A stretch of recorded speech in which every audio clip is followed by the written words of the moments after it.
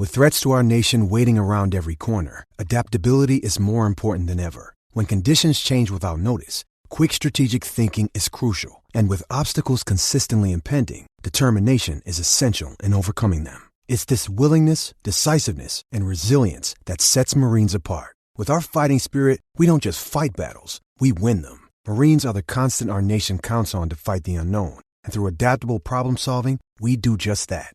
Learn more at marines.com. Hey there!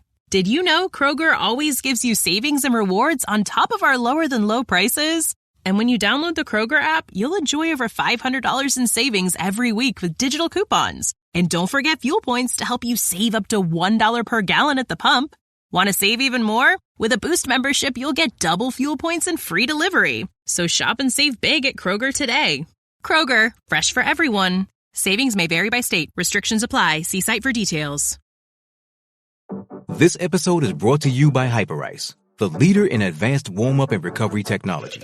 They have tons of innovative products, like Venom-heated wearables to help soothe sore back muscles, Normatec compression boots to speed up recovery and increase circulation, and Hypervolt massage guns to improve mobility.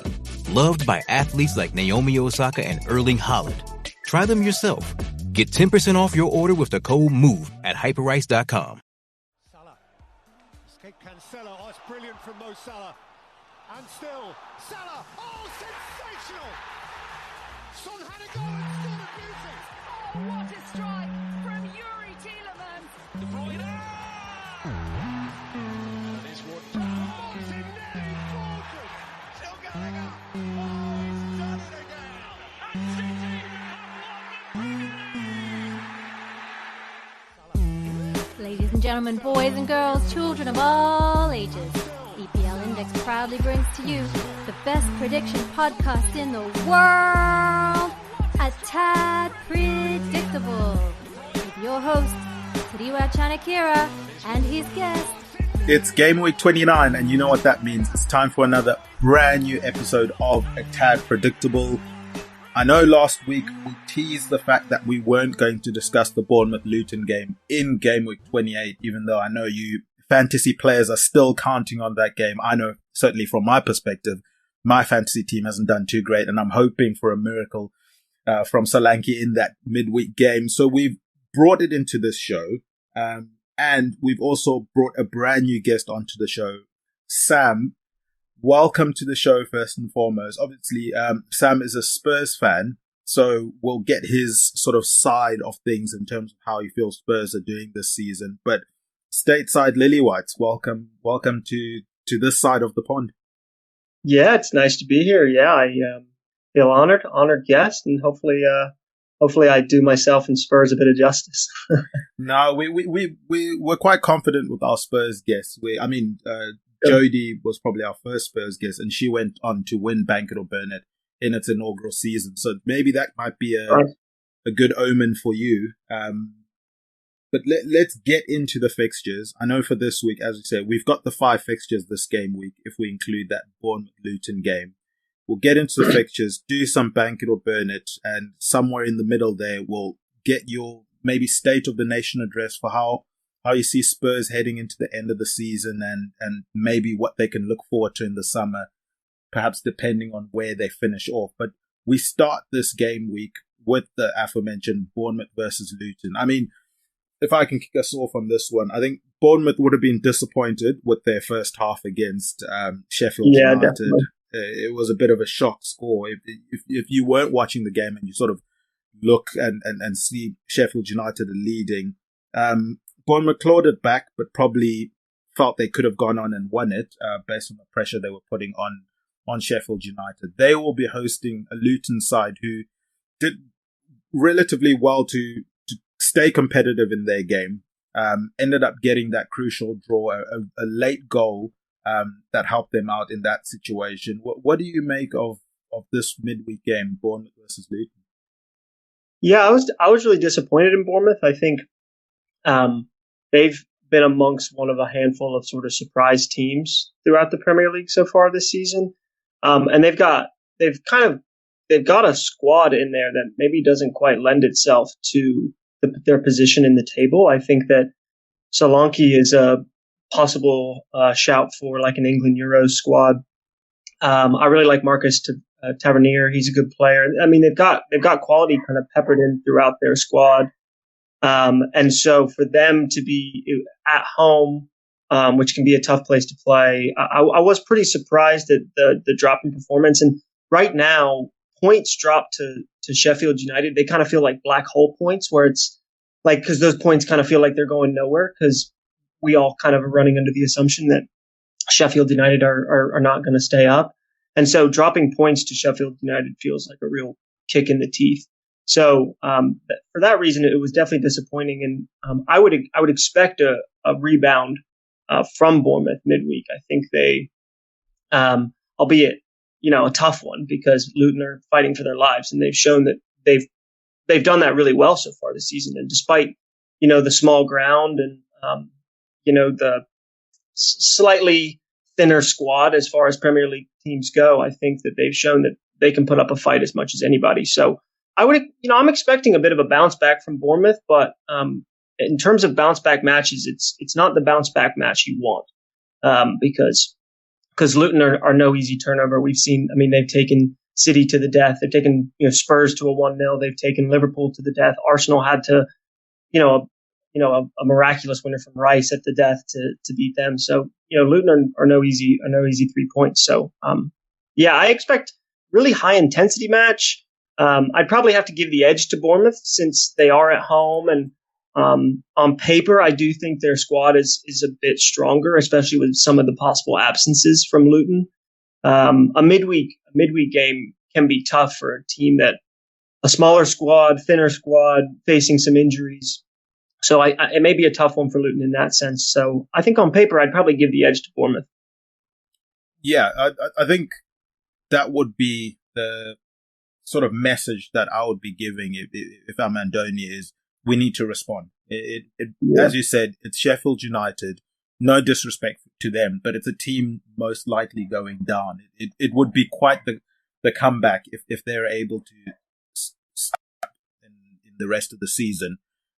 So having that in mind, Bournemouth, sitting on 32 points, I would say they're pretty much safe. Maybe one more win is enough this season. I don't see a team getting relegated, having gotten more than 35 points. I know there's the proverbial 40 mark, safety mark in the Premier League, but I don't know if teams it's pretty rare that we actually get to that 40 point mark in terms of getting relegated. Exactly, yeah. So I think one more win is fine for them, but they probably would have, with a win in this game, started to look maybe upwards instead of downwards behind them and see how far they can climb.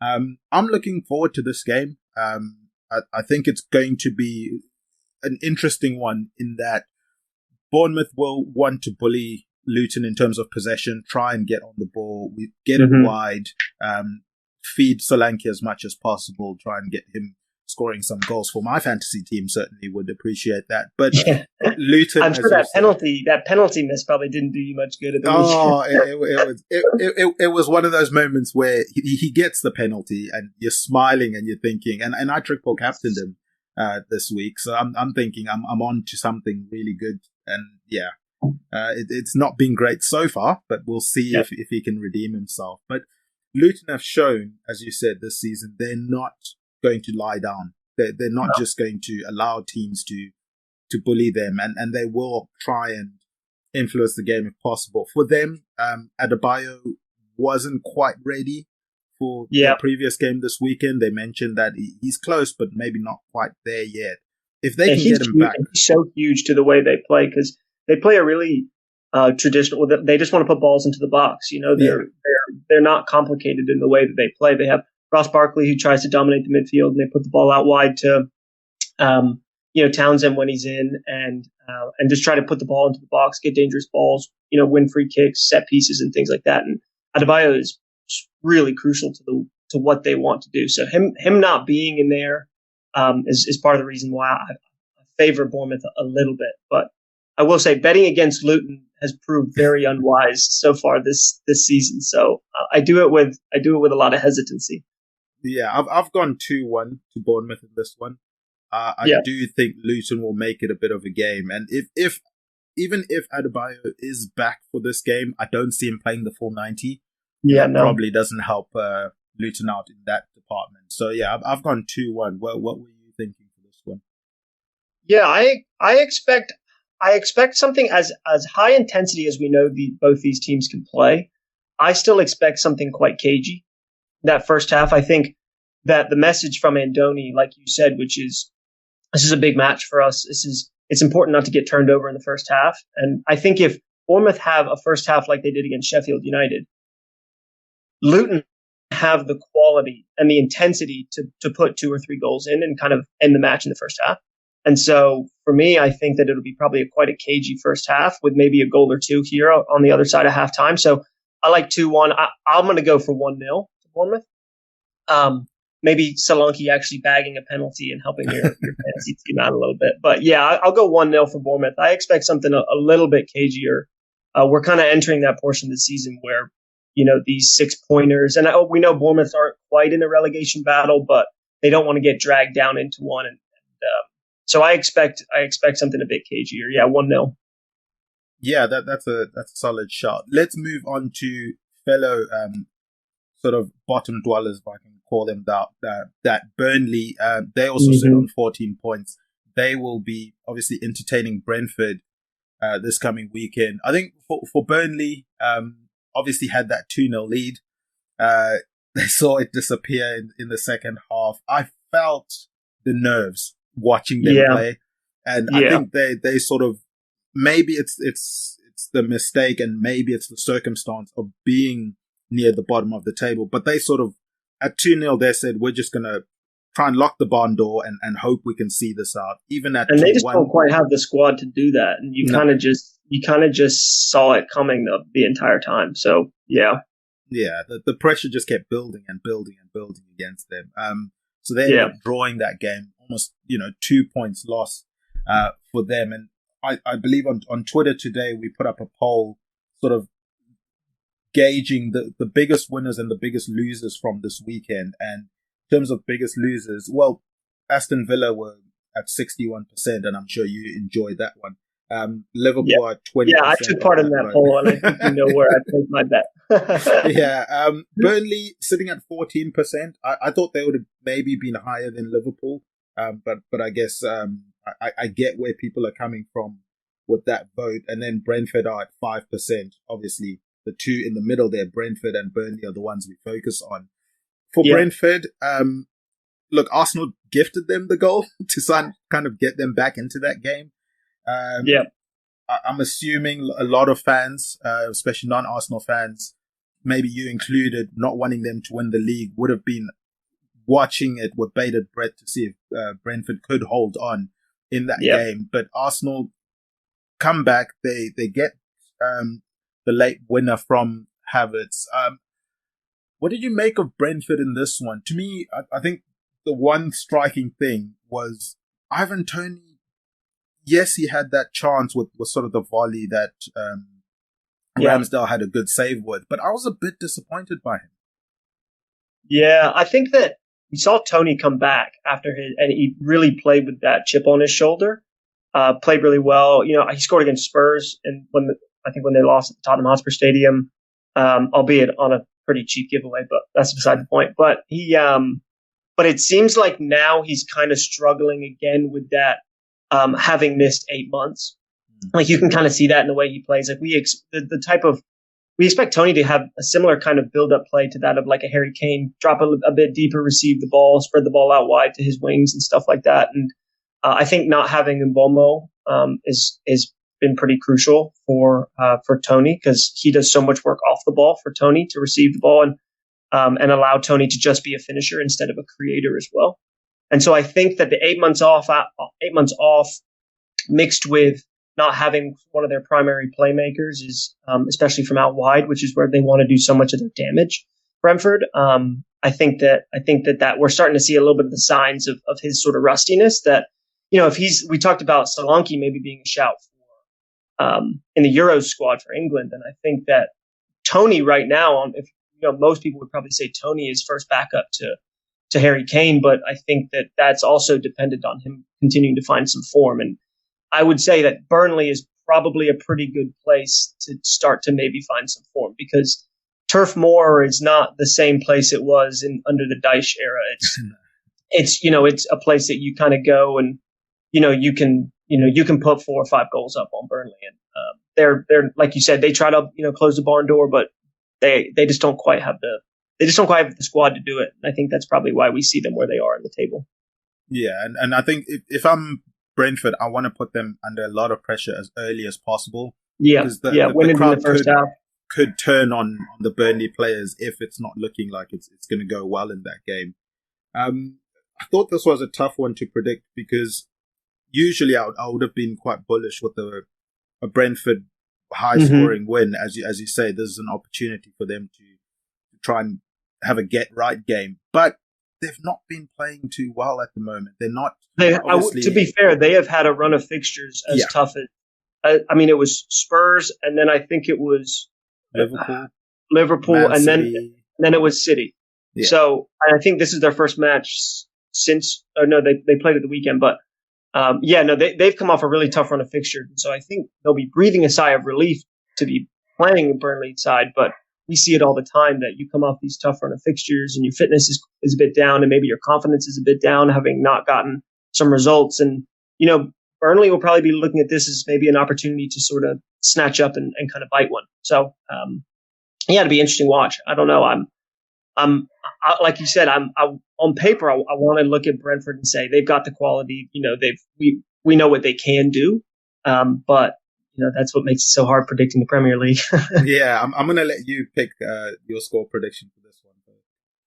Yeah, I've gone for 2-0. I've gone for 2-0 in favor of Brentford.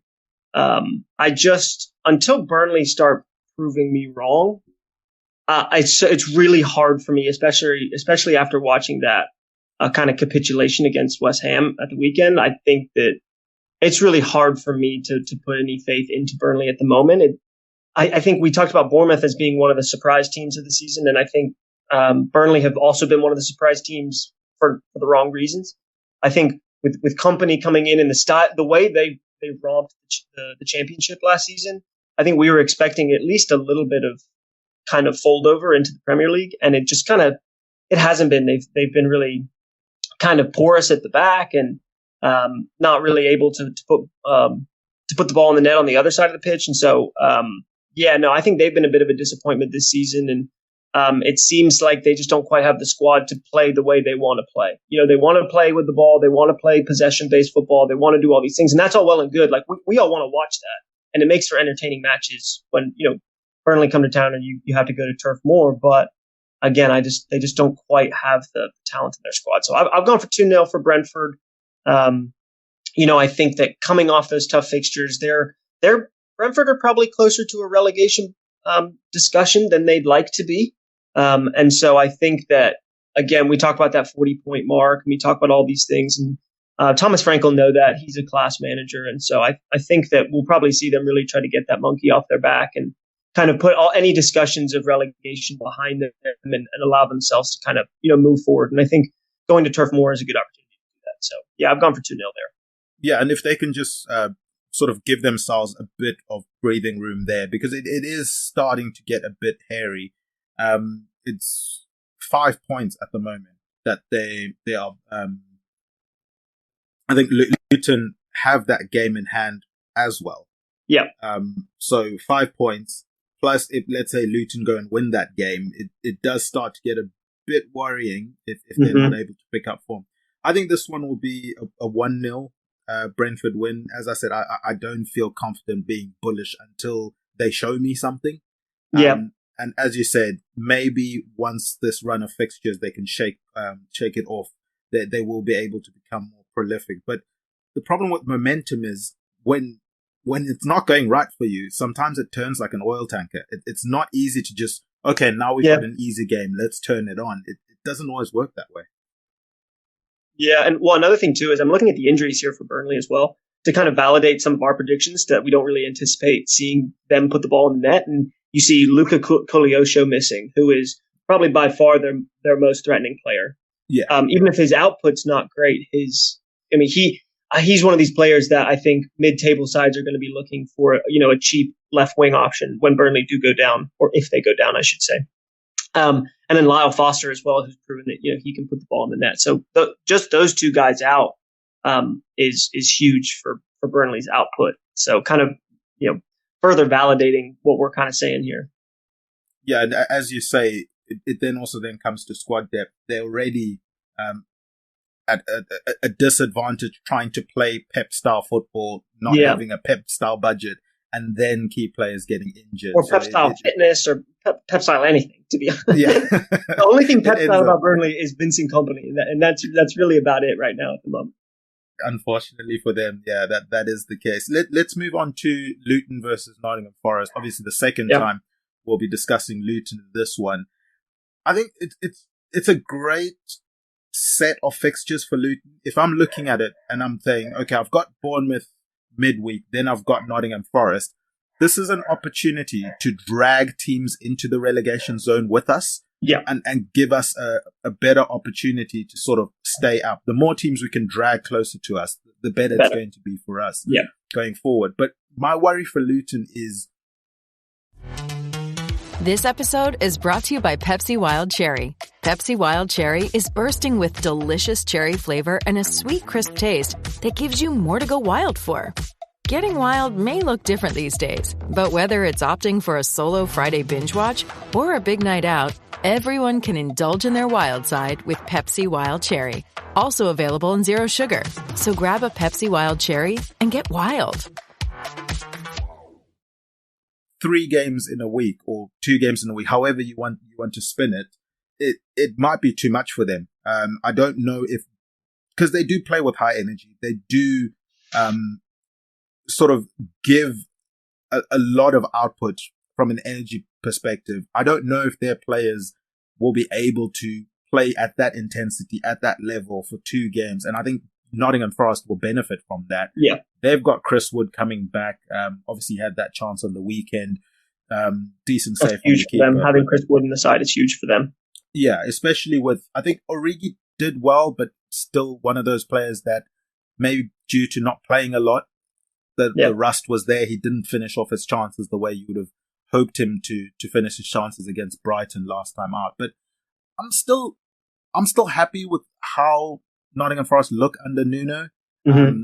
I think their position doesn't deserve, they don't deserve where they are in the table in terms of the performances I've seen from them. I think they've played well under Nuno. They just have been unfortunate with results.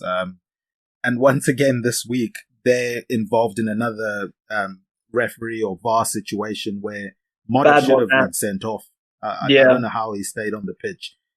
For John McGinn to get sent off in the Villa match, which is sort of beside the point, but for him to get sent off for a challenge that seems, on social media at least, kind of 50-50 as to whether he should have been sent off or not, for Motta not to be sent off is pretty criminal. But that's kind of beside the point. Yeah, pretty criminal. No, but it is the point, and I think that's probably what led to them hiring Mark Clattenburg as their referee consultant. I don't know how much help that has. I'll be honest. I think one of you or I could probably step in and get paid what Clattenburg is being paid to say that one was a red card. To be fair, look, from my perspective, I'm thinking if you're Clattenburg, if you can spin it that way to say, look, you need a referee consultant, by all means. I get the throw-in consultants because those work, and I've especially at Liverpool we saw how those work. Referee consultant, I don't know.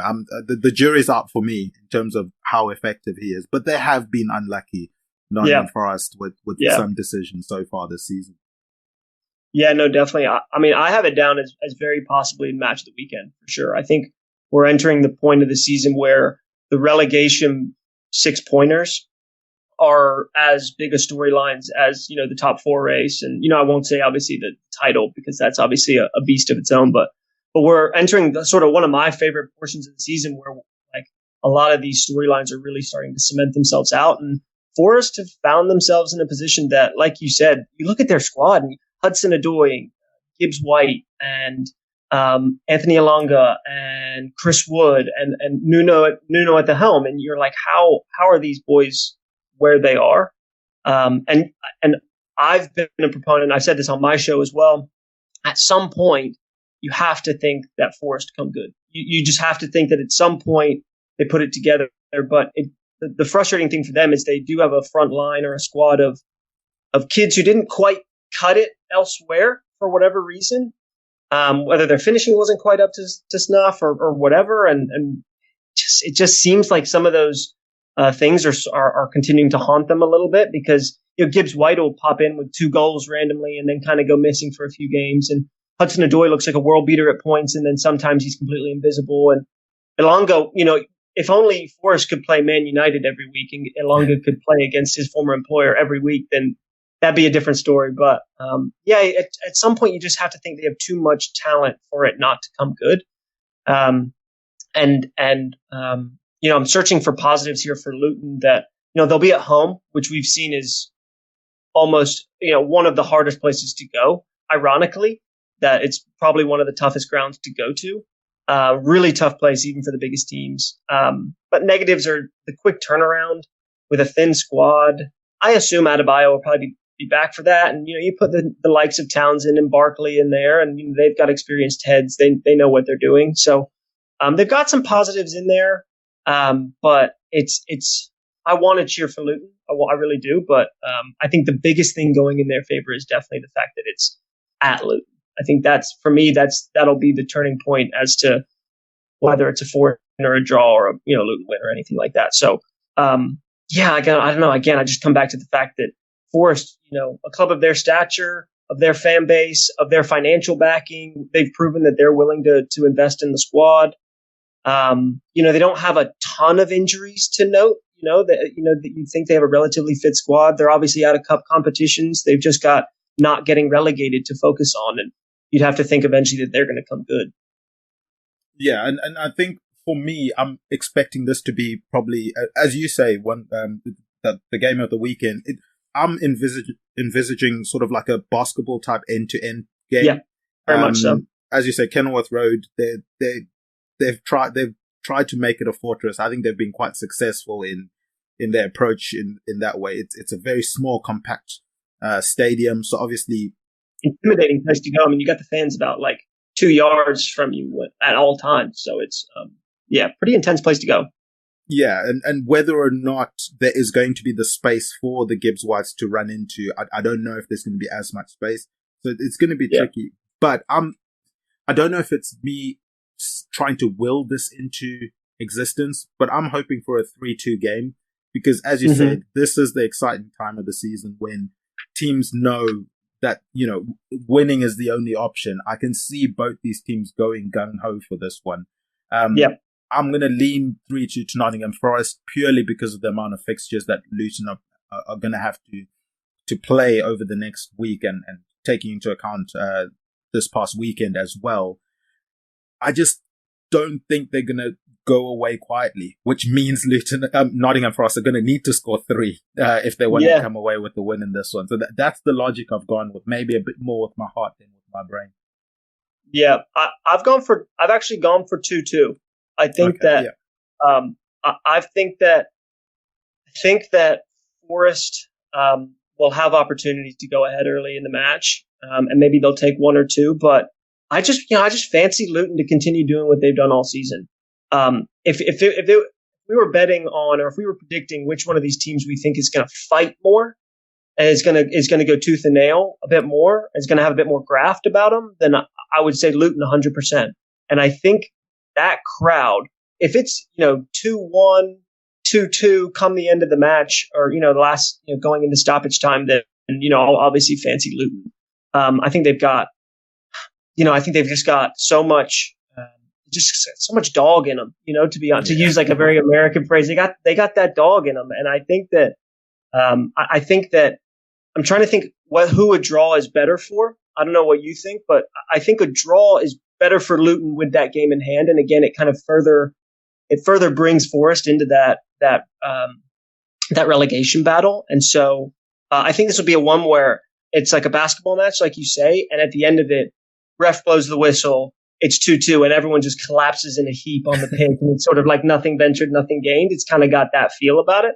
And so, I'm going to go with 2-2, but honestly, originally I was thinking like 4-4 as well. Like 4-4 could be like very easily how this goes, just completely back and forth. So, but no, I'll stick with my 2-2. Yeah, that's a decent scoreline. As I said, I've just given the extra edge there with my 3-2 to Nottingham Forest. But a draw, I think, Luton, if I'm Luton, I think that's the better result than for Nottingham Forest, because if I'm Luton, one, it continues that building a fortress of Kenilworth Road. It's going to, teams now know it, well, they know now, but it just further emphasizes how difficult it is to come here and get a result. And then and they've also got some really tough fixtures coming up. I think all of the teams fighting for the title, that being, City, Liverpool, Arsenal, who are in the title race, as we're calling it. I think Luton still have to go to all of them, if I'm not mistaken, because I think all of them have come to Luton. I could be wrong there, but I think Luton are smart enough to know that the schedule they have ahead of them is not going to be easy. And these matches are, if there is a match to put your absolute everything into, it has to be this one. Yeah, it's going to be it could be a great week for Luton. If they come out of this week without any defeats, they could shoot up that table quite quickly, and we'll be sitting next week with a very, very different outlook on how the season's going to go. But speaking of changing the outlook of a season, Tottenham Hotspur travel playing Aston Villa. I mean, I'll do my absolute best to be as impartial as possible. I'll do my best. Look, when that fixture came up last week and I realized that was going to be one of the games this weekend, I was looking forward to, I called it the hipsters game of the weekend, because I thought it was going to be obviously the fanfare and everything around the Liverpool Man City game, and what a game that was. But I just felt like this was such a pivotal game. Big game. Obviously, we know Aston Villa in the place where Spurs want to be. We haven't had confirmation yet whether England will have 5 Champions League teams or 4. And it seems like it seems like Arsenal and Villa's perfectly dictate how that goes. So I think that there's all these things on like Spurs Twitter, like, would you rather, Arsenal win the Champions League to let Spurs get in? And everyone's like, absolutely not. So, and then I think Villa, who are still in Conference League, and they've got a huge match coming up with Ajax at Villa Park this week. But I think a lot of the, whether that 5th or 4th spot, whether that is a Champions League spot, is dependent on how some of the British teams do, overseas, or English teams, I should say.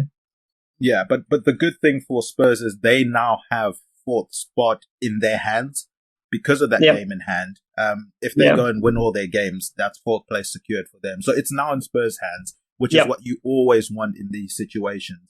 They will be traveling. It's a very short travel. It's a London derby against Fulham, a Fulham side who I think have been in decent form recently. Obviously, they've got the 2 losses on their belt in their last 5 games, but they've been finding goals. Even late in that game against Wolves, they got the goal there.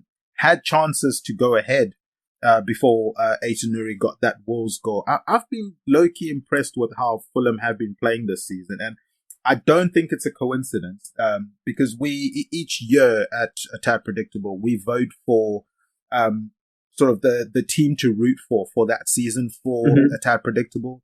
A couple of seasons ago, we had Crystal Palace when they were in their Patrick Vieira phase. We had Brighton. I think the first one was Brighton, when I think they got European football. Then we had Crystal Palace in the Patrick Vieira season.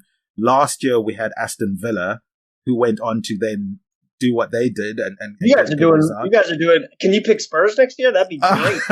We'll see. Well, this season we chose Fulham as our team to root for, and I've been happy with their performances of late. Obviously, heading into the season, you lose Mitrovic, which is massive, but they haven't struggled in terms of goal scoring. So it's going to be interesting. Spurs, we know, I guess the thing to sweat over is Van der Ven.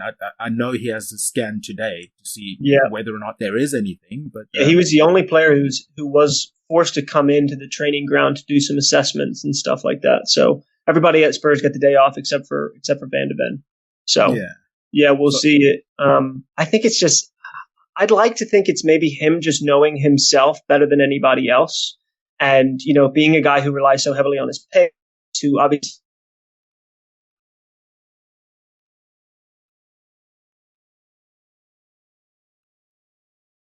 Ferguson on the bench.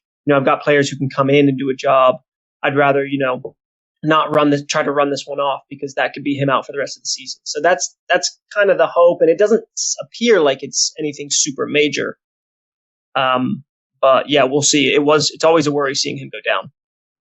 Yeah, and it could be a message from the team. Let's say, I know, for example, with Liverpool, heading into their Europa League game last week, the message to the players was, if you feel anything at all, go down. Just a week off is better than not playing until August.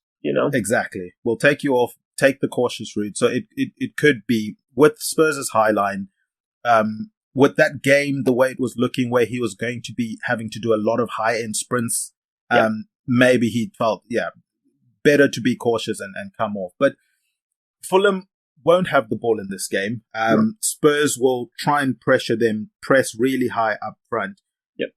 Fulham have enjoyed playing on the counter-attack recently. I think they gave Liverpool a scare in the Carabao Cup playing that style of football. If I'm Fulham, I'm thinking we've seen teams similar to Spurs recently. I mentioned the Liverpool game. Man United obviously don't play anywhere to the intensity of Spurs, but at Old Trafford, Man United had a lot of the ball. Fulham were playing on the counter and were quite successful. I guess that's the plan for them. Try and be clinical going forward and soak up as much pressure as possible. But as you will keenly know as a Spurs fan, Spurs just keep coming, man. Yeah, and once we kind of get the bit between our teeth, it's tough to get us. It's just about getting us going, honestly. Right now the recipe for beating Spurs, it's pretty clear. It's play a low block, put your fastest players, whether they're defenders, your goalkeeper, doesn't matter. Put your fastest players on the wings, and try to get the ball out, get us running back towards our goal. Because when we have the ball, and we're facing our opponent's goal, then we're doing well. But we also really struggle to break teams in a low block down. Like the Wolves match was the perfect recipe for how to beat Spurs. They played a back three, nice and tight, really well organized.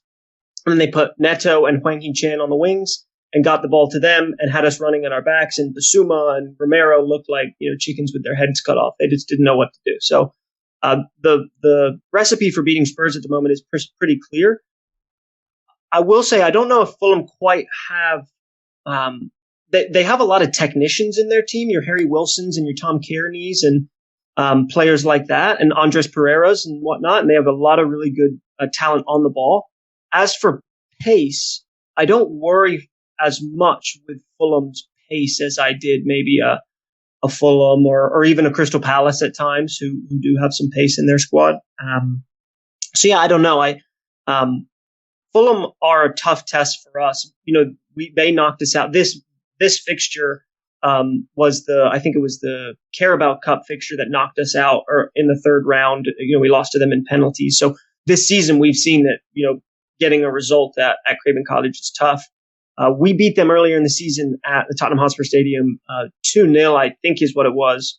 But honestly, both of our goals, I should say, came off of pretty sloppy mistakes, both from Calvin Bassey, who was still sort of finding his footing in the Premier League at that time. And despite him having been out for a little while, I do think he's come back into the side in full force. And so I don't expect Fulham to make the same kind of mistakes in this match, especially being at home, that they did when we played them earlier this season. And so for that reason, I think us having, been knocked out in a cup competition and, getting through in a match, 2-0, but on a couple pretty simple goals, doesn't necessarily bode that well for Spurs, but just, I have to back our ability to, like I said, once we get the bit between our teeth, it's tough to get us, it's tough to stop us, and I think the biggest thing for me as a Spurs fan, and I'm sure a lot of Spurs fans would echo this, is I think the biggest thing I took away from the Villa match is not that we, the 4-0 or the McGinn red card or this, that, and the other. It was the clean sheet. We hadn't kept a clean sheet since I think Forest in like November. So for us, we have the second longest ever, I think, Premier League scoring run. We've scored in something like 37 straight Premier League matches. So I don't worry about our ability to put the ball in the net, but keeping the ball out of our net is huge for us. So that'll be where the match turns, I think. I think if Fulham can have some success and play us on the counter and play a low block and kind of keep it nice and organized and maybe scrape a goal here and there, then it's going to be a tough one for Spurs, honestly. Yeah, and I think I mentioned a couple of weeks back, my issue with Spurs at the moment is the inability to control games. Yeah. Where because the style of play is very go, drive forward, cross the balls, especially that back post cross seems to be becoming vintage Spurs now. If you watch their games, they really target that back post cross.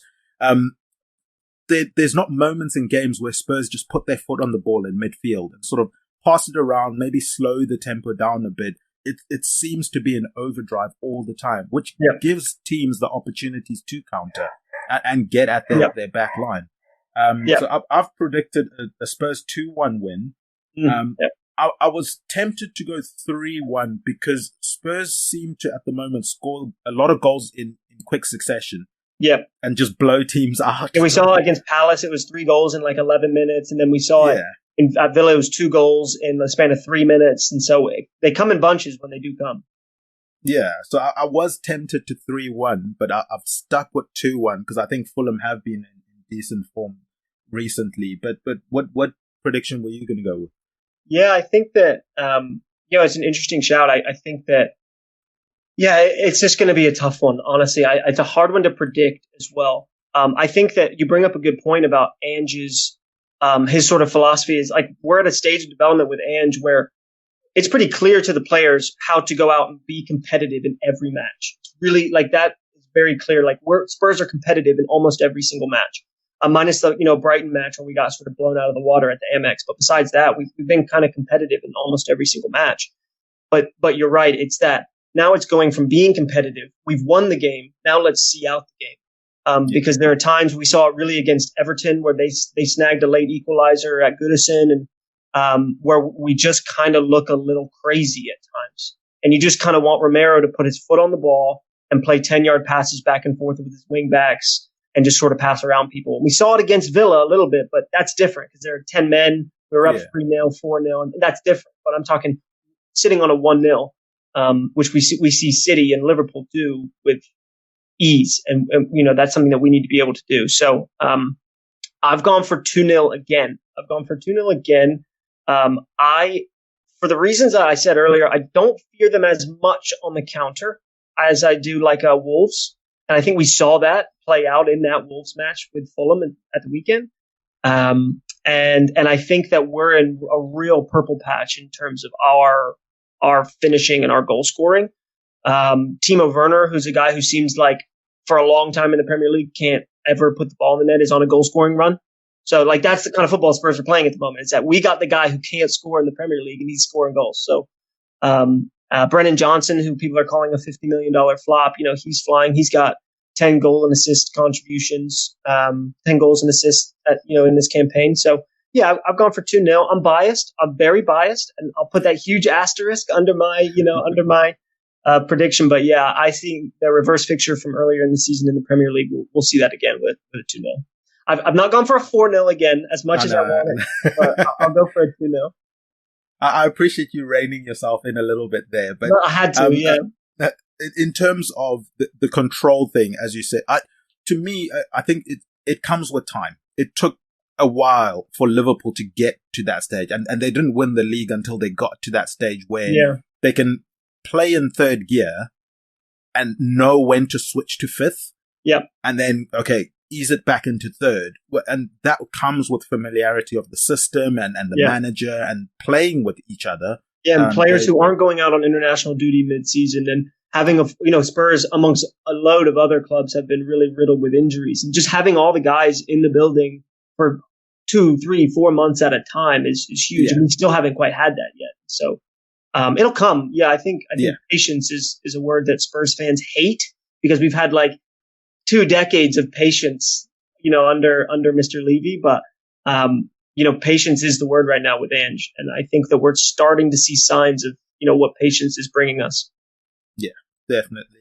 Let's move on to a team that doesn't want to see Spurs anytime soon, Aston Villa. No. They travel to West Ham. You mentioned they've got that big game midweek against Ajax.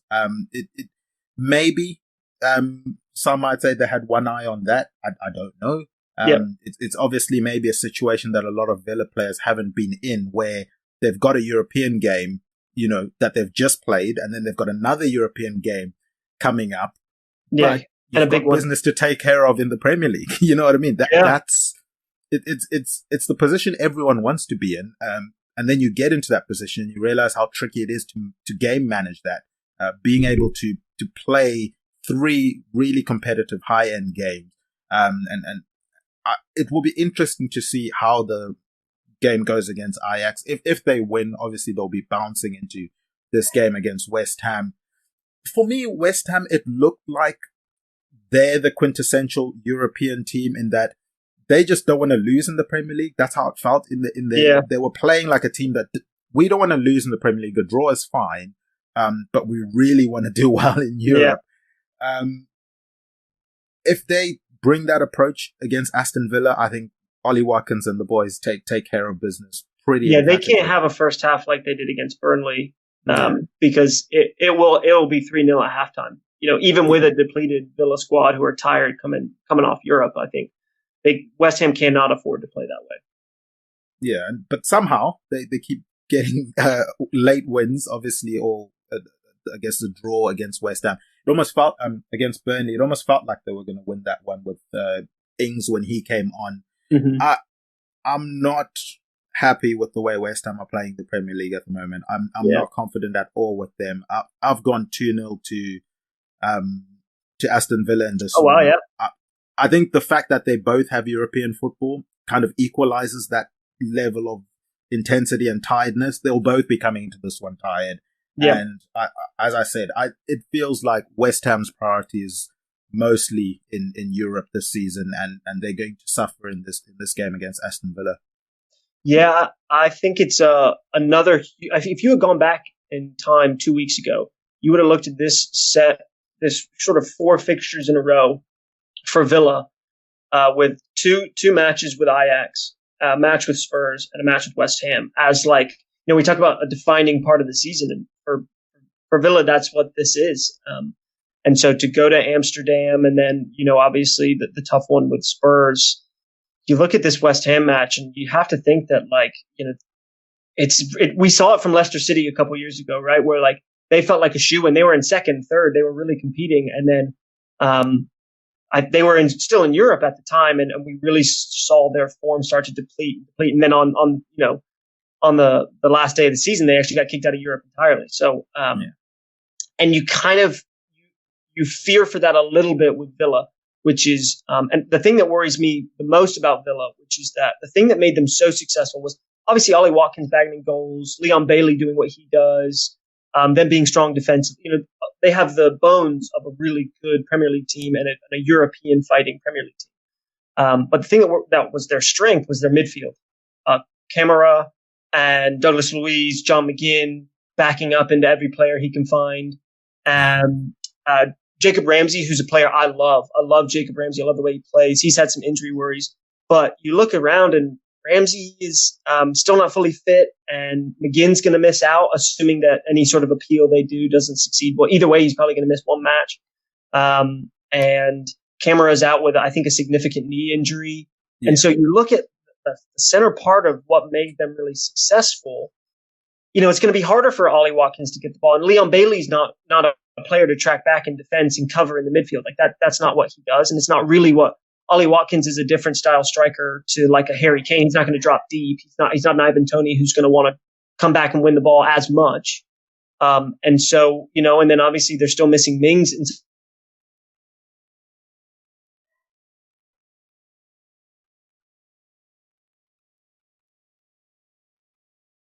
want to see them, fail. But that being said, you worry about it. You see this every year, this team that, they've shown so brightly, and then an injury here or there, having to battle on 2 different fronts like they have been. And so I've gone for West Ham 3-2.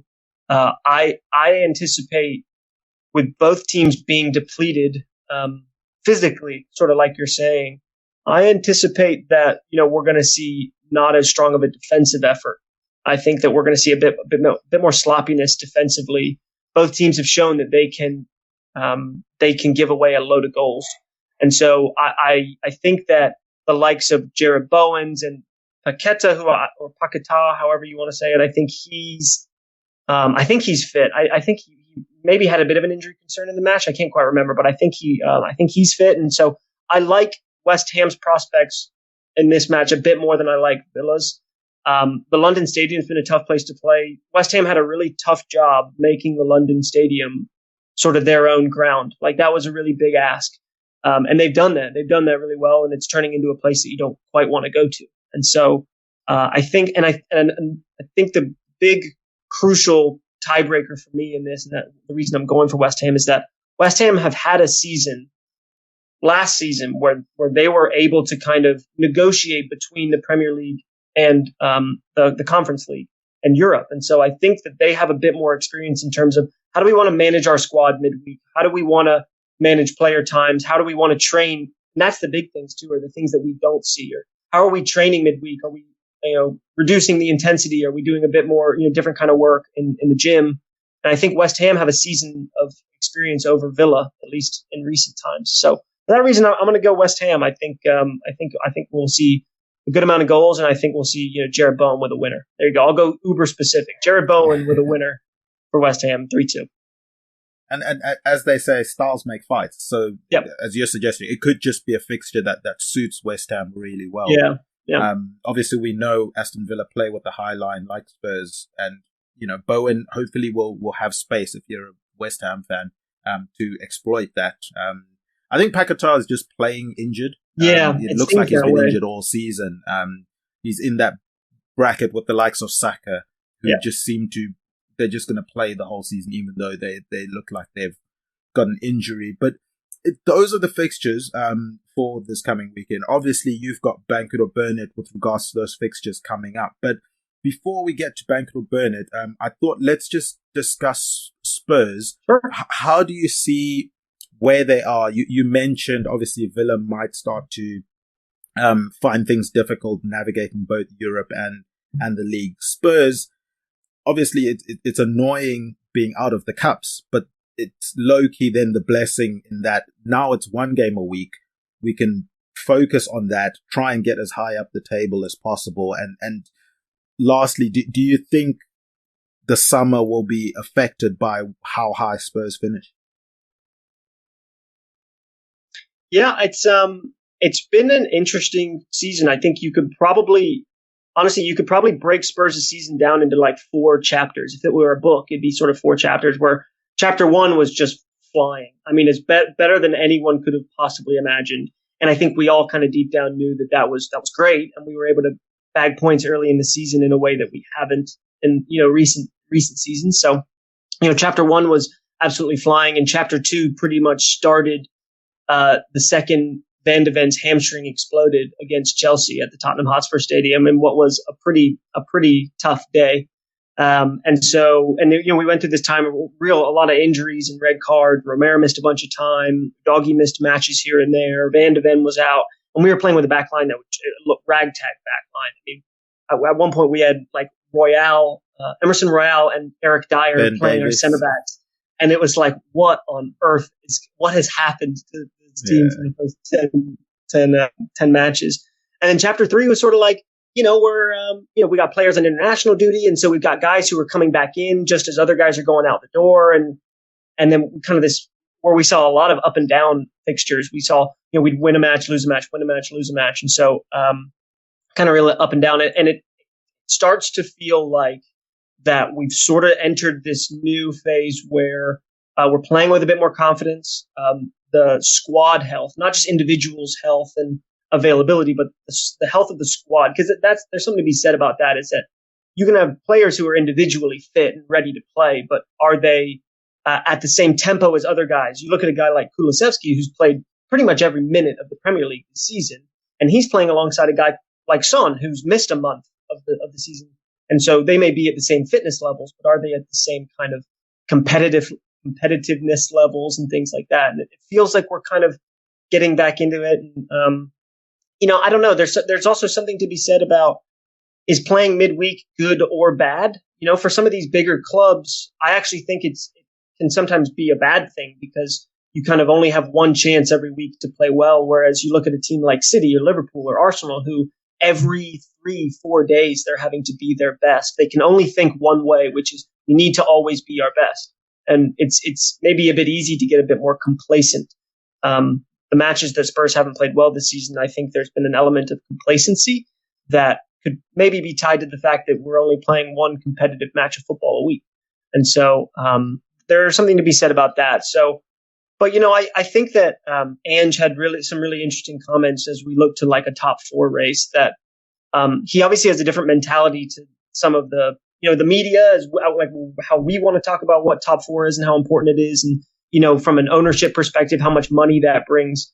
It seems Ange, whether he believes this or not, it seems like he's a real proponent of the fact that what he's trying to do at Spurs is build a squad that can win.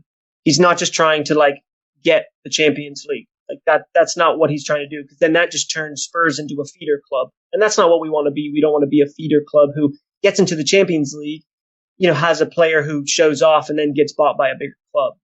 That's not what we want. We're trying to build a team that succeeds. And so I think Ange was saying earlier, is like, I'd rather be competing really hard to get to 8th instead of, settling for 4th or something like that. And so, I think Ange is a real mentality monster. I think that, for the first time in a few years, I really trust that the message that I feel as a fan is being conveyed in the locker room. Because, when we had Antonio Conte and Jose Mourinho, as a fan, I'm like, let's go out and win this. Let's go out and win. And I didn't trust that message was being conveyed, in the locker room.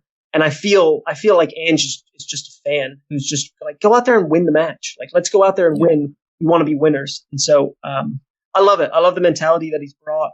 As for top 4, I feel good. I think, like you said, it's in our hands. I will say that the game in hand is away at Stamford Bridge, which is a match that Spurs have, how do I put it elegantly, not done too well at over the few seasons. We saw it a couple years ago, battle at the Bridge. Horrible things can happen when Spurs go to the Bridge. So, and it's a Pochettino derby. Yeah, and a Pochettino derby, and Chelsea. That's a huge, outside of the North London derby, that's the biggest match that we play. And so that's our game in hand. And so I'm kind of, a little hesitant to be like, oh, we have a game in hand, because, it's probably our toughest match of the season. So, but I feel good. I feel good. I'm still not kicking us totally out of it. Spurs still have to play Arsenal, Liverpool, and City. If, like you said, we go and win every match from here to the end of the season, then there's no reason that Spurs can't be in a conversation, not just for top 4, but finishing above Arsenal or competing with Liverpool, or hoping City want to stumble on, which they've yet to do. But we'll see. I don't know. I'm confident. For the first time in a few years, I'm a confident Spurs fan. So watch out.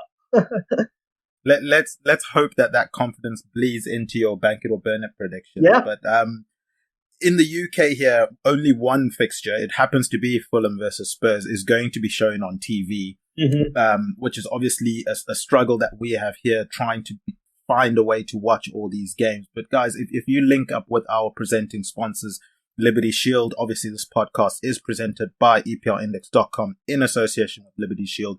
You will be able to watch these games without any fuss. Liberty Shield is a VPN provider.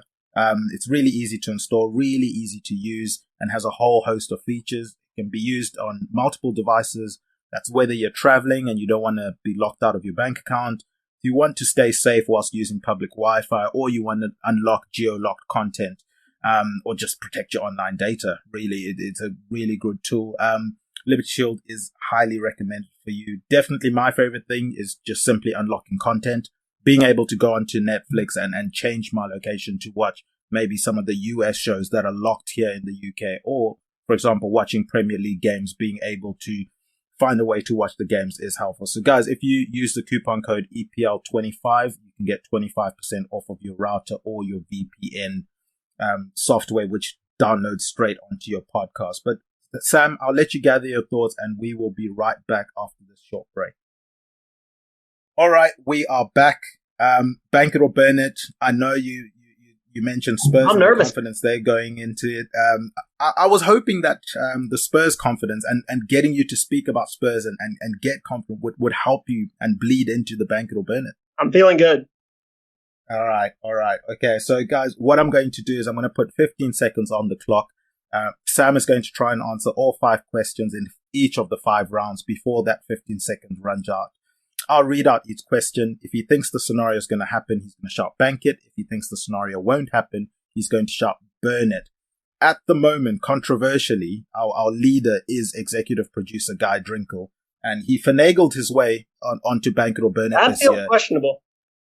That's what I'm saying. And he's threatened, last season, he threatened to blow any budget if he ever won bank it or burn it on a parade. He wants a parade from Southampton all the way to London, if he does win bank it or burn it. But in second place, we've got 16 out of 25, then 14 out of 25, then 13 out of 25 from our other guests. But 17 out of 25 is the score to beat. Alrighty. Your fixtures are obviously the fixtures we've discussed. Are you ready?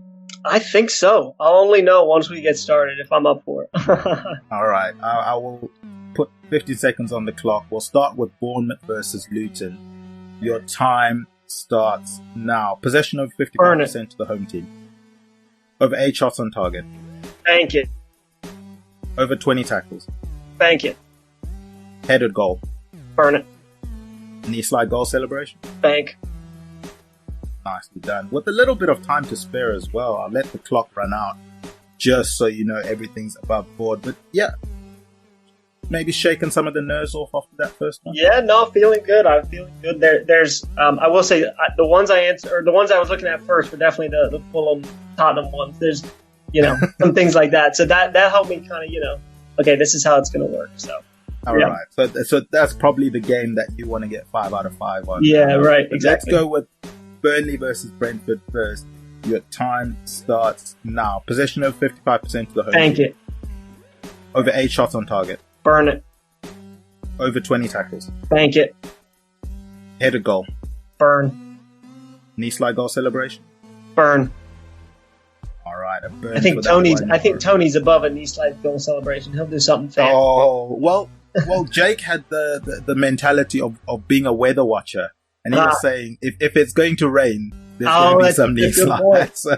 Yeah, that's a good point. So that could be something. I mean, it's almost irresistible. If it's raining or they've just watered the pitch at halftime and you score straight after halftime, it's kind of hard not to. I always want to do the Gareth Bale full sort of Superman slide out. Oh, okay. That would be mine if I were to in a different life. All right, interesting. Maybe that will come up on Bank it or Burn It later on in the season in terms of celebration. Let's move on to Luton versus Nottingham Forest. Your time starts now. Possession over 55%. Bank it. Yep. Over 8 shots on target. Bank it. Over 20 tackles. Bank it. Yep. Header goal. Bank it. Knee slide goal celebration. Burn it. Oh, I thought it was going to be a 4-rounder back. No. I do think that match will have everything, but I think no. I'm going to go for a burn it.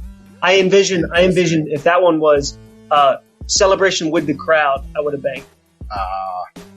Got to jump into the crowd. Got to jump in the crowd. I envision a Luton equalizer in the stoppage time, and Andros Townsend flying into the Luton crowd in Kenilworth Road. Yeah, absolutely brilliant. All right, Fulham versus Tottenham. Obviously, the game you're targeting here for 5 out of 5.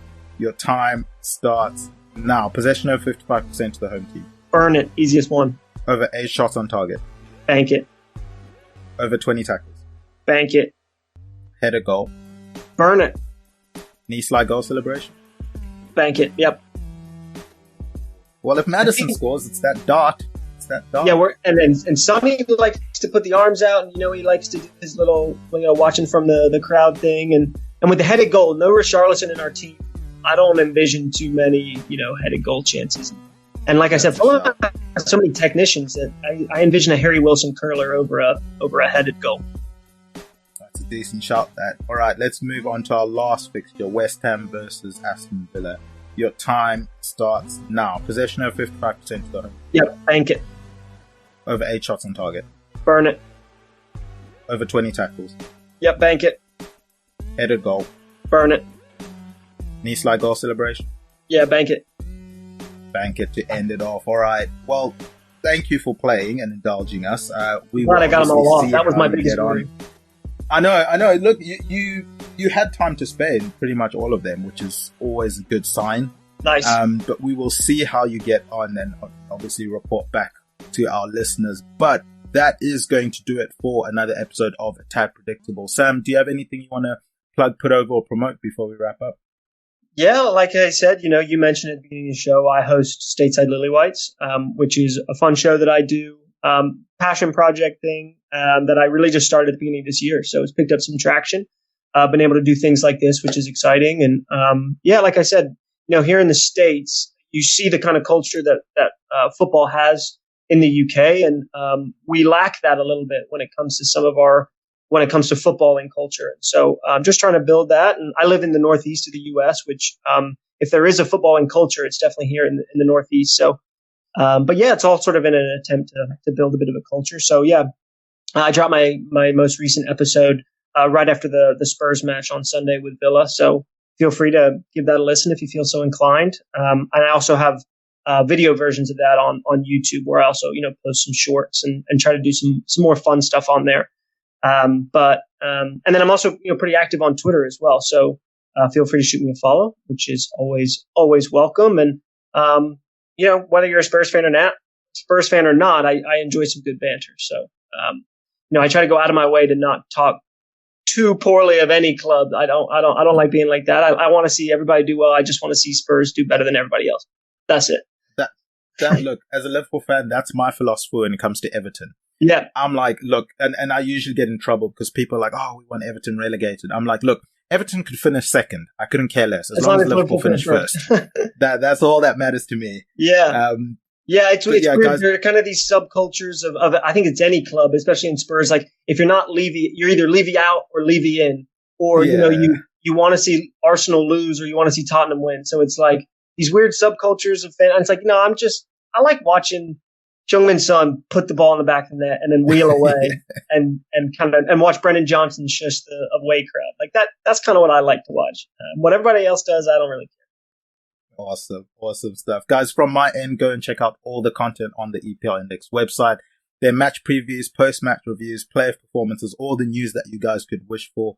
Of course, there's the daily show. It's the Two Footer podcast with Dave Hendrick, where he discusses the hottest topics in football. Also, check out the flagship show that runs weekly. It's the EPL Roundtable, where Kev DeVries sits down with panelists from respective EPL teams. We do the previewing of the weekend. They do the reviewing of the weekend. So that's usually out on Sundays, late on Sundays. Follow this show on the formerly known Twitter at A Tad Predictable. Follow at EPL Index on that same X. I think I'm just going to forever call it Twitter. Yep. Subscribe to EPL Index podcast channel on your podcast providers. Give us 5 stars, write positive comments. That stuff really does go a long way. Same for Lilywhites, Stateside Lilywhites. Definitely go and comment on their YouTube videos as well. Give them likes, subscribe, all of that stuff. Hit the bell for notifications, all of that YouTube good stuff. I've been Tadio Chinakere. You can find me on Twitter at TadPredicts. Huge thank you to Obi Semenya. He's at John Empire SA, and Jodie McInnes. She's at Spursy141 for our guest intros. Our producer behind the glass, Mr. Guy Drinkle. He's at Guy Drinkle on Twitter. He's been Sam. He's at Lilywhites USA. And remember, Singapore, Chinoshura. And still, Salah. Oh, sensational! Son had a goal and scored a beauty. Oh, what a strike from Yuri Tielemans. De Bruyne. That is what Martinelli gorgeous. Still going up. Oh, he's done it again.